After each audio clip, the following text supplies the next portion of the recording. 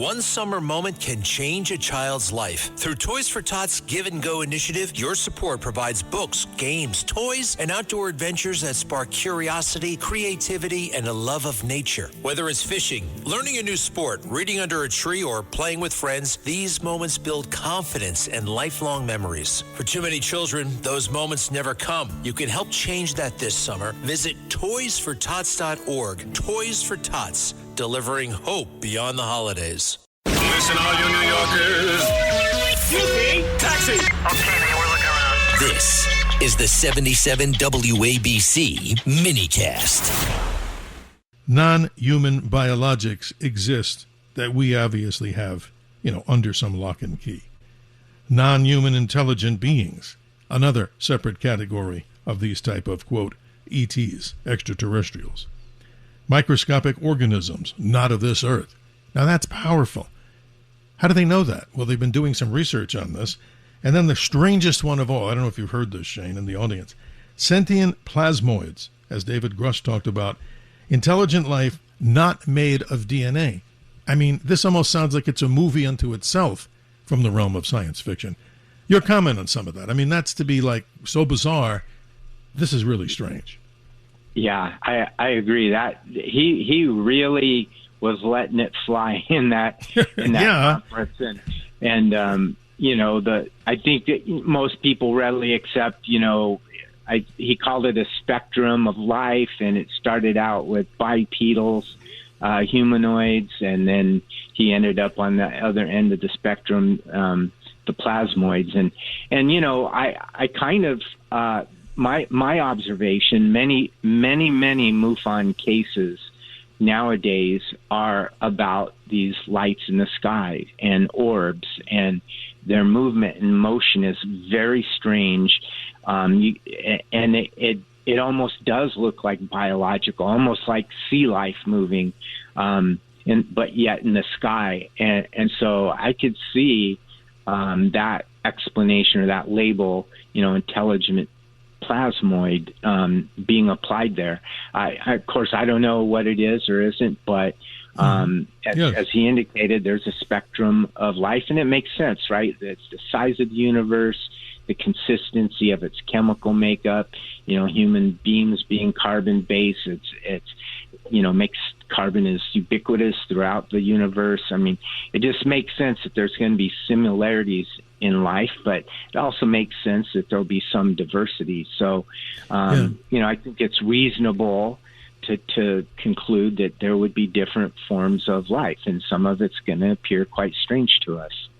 Well, folks, what do you think? 1-800-848-9222. I mean, you hear a lot about this, not only here on this station, powerful as it is around the world, but in the regular television world. You're constantly seeing these interviews.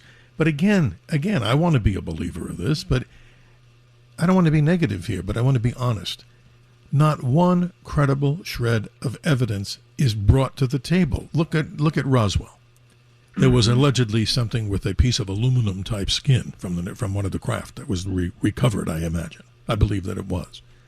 The item was rolled up in your hand, and it comes back to perfect symmetry as if it never was folded. Where's that?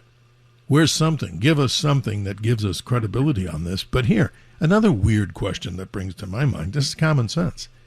Why is he, David Grush, still walking and not in a pine box, okay?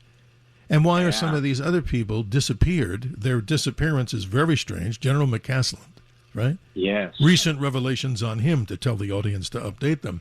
They now have law enforcement video of the general, okay, just at the time he was leaving his home, just around that time period, where he's shopping at a sporting goods store and he's got a few things in his hand. He goes home, and this is not, 100% literal here. This is like reading this, and I'm not reading this right now to the audience. He goes out, he leaves his possessions there. He doesn't take a driver's license or anything, I guess. He just takes off into the woods with a .38 special pistol, and he just goes out into the wilderness. He's never been found. And then Maria Casillas, who was also a researcher at Los Alamos, or an administrative clerk, I think that's a better term, she's found dead in the desert, or excuse me, in the woods of New Mexico, sitting there as a skeleton, and there's a handgun or something right next to her body. What's up with all this? This is insanity. What's going on here? Yeah, it is insanity. And, there's a long history of people in ufology meeting a strange demise. And I think that tradition, it continues. But why some are allowed to talk and proceed and versus others that aren't, I don't know. I can't answer that. Of course not. I'm thinking right. The whole time I'm watching David Grush, that I'm like you, wow, I can't believe you're getting away with this, because, it's very, he is spilling the tea. I mean, it's almost like he has non-disclosure agreement, because what else can he say? So it's powerful stuff, and it almost seems insulting to people of intelligence. I mean, common sense, it seems insulting. You're telling us all these things, and for instance, let's go deeper into this, and the audience, I'm sure, wants to hear this, or they would like to chime in on that. They know how to reach us. But here's the interesting thing. When he was testifying, David Grush, in front of Congress in 2023, many of the congressmen, are asking questions. And one of the questions that I believe Representative Luna asked him, David Grush, does the United States government have possession of these alien craft and the biologics, the bodies? And he said yes. And she pursued, the question further. Well, where are they? You have to go into a skiff to talk about this, the secret area where they take your phone. They lock you down, and it's nothing's going to get out of that skiff, I guess, unless they want it to. And so somebody knows about this, and David Grush is saying it exists. So when are we ever going to find out? Well, what's the big deal here? I mean, come on. Yeah, that's the burn, right? That's the frustration that we all have, is that there are plenty of claims about this, but there's no proof given. And I think the logical answer to that is because the gatekeepers aren't letting it go, and they're hiding behind the issue of national security and top security clearances and that kind of thing.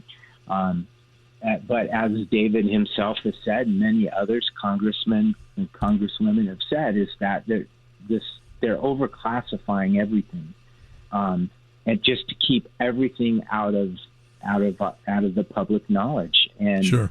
And so that's the frustration, and that's why there's a need for disclosure, right? That the government is not being transparent with what it knows, in spite of the calls to do so. And so it's this relentless pressure from the general public and from the media, and now, thank goodness, whistleblowers, firsthand accounts, and congressmen and women are all keeping the pressure up to get this stuff disclosed. And totally amazing. It's clearly having an effect, right?